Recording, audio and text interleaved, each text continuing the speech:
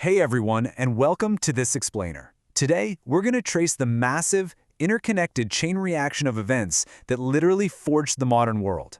You know, we often scroll through the news today and wonder, well, why are borders drawn the way they are? Or why do certain political tensions even exist? Well, the truth is, none of our present reality is an accident. It's actually the direct result of a fascinating sequence of turning points over the last 2.5 centuries. Okay, let's dive into this. How exactly did human civilization transition from a world dominated by absolute monarchs and sprawling agricultural empires to our current reality of digital connectivity and global superpowers? That overarching mystery is exactly what we're unpacking today. We are going on a 250-year journey to connect the dots. So our core thesis today is really all about the domino effect. Starting in the late 1700s, humanity experienced a series of transformations that completely revolutionized how we govern ourselves, how we produce goods, and how we interact across borders. Understanding these pivotal moments is absolutely crucial. It's the ultimate key to explaining why our global community looks the exact way it does right now. Part 1. The Spark. Revolutions and Industry. Okay, ground yourself in the late 18th century for a second. This was a period of two parallel explosions that completely upended traditional human life. Notice how the explosion of ideas, the American and French revolutions, overlaps perfectly with an explosion of machinery. I mean, it's pretty staggering to think that right around the exact time Thomas Jefferson was drafting the Declaration of Independence, James Watt's new steam engines were starting to pump water out of British coal mines. Two entirely different kinds of power were being unleashed upon the world at the exact same moment. Now, what's really interesting about this slide is the inherent tension between these two forces. On one side, you have this relentless pursuit of individual liberty. Philosophers like John Locke and Jean-Jacques Rousseau were pushing brand new ideas about natural rights and the social contract, which fundamentally changed how everyday people viewed their own worth. But simultaneously, on the flip side, inventors like Watt were fueling massive social disruption. We see explosive city growth, the rise of capitalism, and the birth of a brand new industrial working class enduring some really grueling factory conditions. And eventually, that incredible industrial engine didn't just stay in Europe. It demanded vast raw materials and entirely new markets. Section 2. The Expansion and the Explosion. Imperialism to World War I. This aggressive 19th century race for global expansion directly set the stage for some truly unprecedented devastation. As industrial powers aggressively carved up the globe, they also built a tangled web of military alliances that functioned essentially like a giant tripwire. Those competing imperial ambitions, combined with rising nationalism, ultimately triggered the Great War in 1914. What started as a regional conflict in Europe violently dragged in nations and colonies worldwide, pulling millions into a grinding war of attrition that wouldn't actually end until the Treaty of Versailles in 1919. Let's take a look at the mechanics of that imperial expansion. Industrial nations were driven by this insatiable need for resources, markets, and strategic advantages. They often relied on ideologies like social Darwinism as a moral justification for their conquests.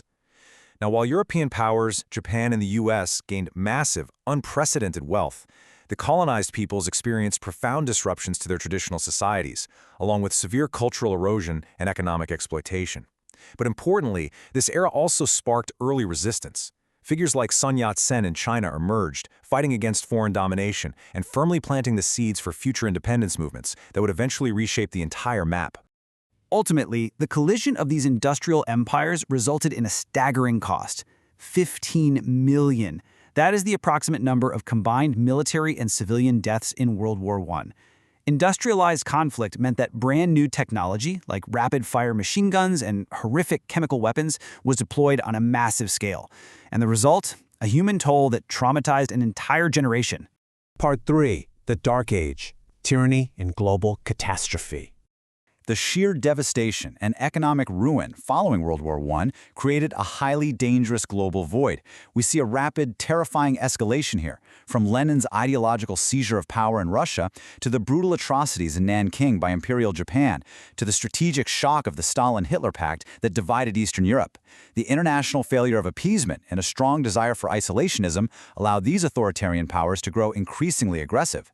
This ultimately plunged the globe right back into total warfare, culminating in the atomic bombings in 1945. So the crucial point is understanding the ideological force that swept through countries like Germany, Italy, and the Soviet Union during this time. Totalitarianism wasn't just your standard historical dictatorship. No, it was a modern system where the state sought complete, absolute control over every single aspect of a citizen's life. We're talking their economy, their society, and their very minds.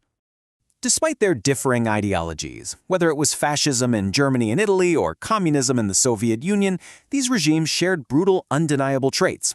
They all relied on absolute single-party rule, state-controlled media that practically crafted entire alternate realities, and elaborate personality cults around leaders like Hitler, Mussolini, and Stalin. To maintain this iron grip, they utilized secret police forces and engaged in vast systematic repression. This led to horrific human rights violations, including the sprawling Soviet Gulag system and the Nazi pursuit of racial purity that resulted in the Holocaust.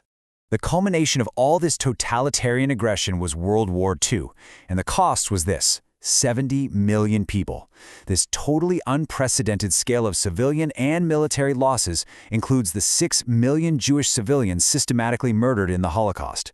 It was a global catastrophe that fundamentally reshaped human history, borders, and the very nature of warfare forever. Section 4. The Fallout. The Cold War Era. When the dust finally settled in 1945, the traditional European empires were shattered, and two reigning superpowers emerged from the rubble. This kicked off a decades-long ideological standoff known as the Cold War. It was an era of intense, high-stakes competition that saw the establishment of new nations, like Israel, and the massive rise of the People's Republic of China under Mao Zedong. We also see continuous, desperate struggles for freedom, from the crushed uprisings in Soviet satellite states in the 50s and 60s, all the way to the ultimate astonishing collapse of the Soviet Union in 1991. The Cold War was fundamentally a clash of two competing systems fighting for global influence. The free world, led by the U.S., focused on democratic alliances, the containment of communism through the Truman Doctrine, and rebuilding shattered economies via the Marshall Plan. The Soviet bloc, on the other hand, operated on a rigid command economy, utilizing the Warsaw Pact for military unity and maintaining strict repressive control over Eastern European satellite states. Because direct conflict literally meant nuclear annihilation, this fierce competition spilled over into proxy wars, espionage, and even the space race, touching almost every sphere of human achievement. Part 5. The Present, our interconnected modern world. Let's move to the present day and see how this all builds together. How does the fallout of history shape the incredibly complex map we navigate today?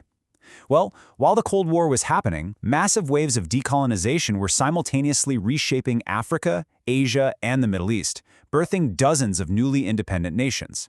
By the 1990s, the world saw vastly accelerated economic integration, and then the 2000s kicked off a rapid digital revolution that has led us directly to the unprecedented connectivity of the present day.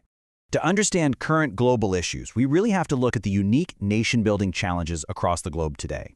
The Middle East intensely navigates its role as a global energy center, a position heavily complicated by deep-seated religious conflicts and economic oil dependence. Africa works incredibly hard to overcome the stubborn, arbitrary legacy of colonial borders that frequently drive political instability, despite the continent's massive mineral wealth. Latin America grapples with stark economic inequality and the complex, ongoing realities of geographic proximity to the United States. And China has leveraged its massive population and natural resources to undergo a profound economic transformation under leaders from Mao to Deng Xiaoping, all while maintaining strict, centralized political control. Alongside these massive political shifts came a technological domino effect. Global mass communication via television and satellites gave way to a staggering computing revolution, which ultimately exploded into the internet and the mobile connectivity we rely on today. Think about it. The smartphone in your pocket right now has vastly more computing power than the massive systems that guided the Apollo missions to the moon. These leaps fundamentally shrunk our world, transforming how we work, how we learn, and how we participate in a truly integrated global economy. And this brilliantly illustrates the core takeaway from our 250-year journey. Despite all our incredible technological progress, the democratic ideals born in the late 18th century, those foundational ideals of liberty and self-government we started this explainer with, they are not guaranteed. As our history explicitly reminds us, these freedoms remain incredibly vulnerable. They're not practiced everywhere, and they require active, continuous defense and participation to survive. Which brings us to a final, provocative thought.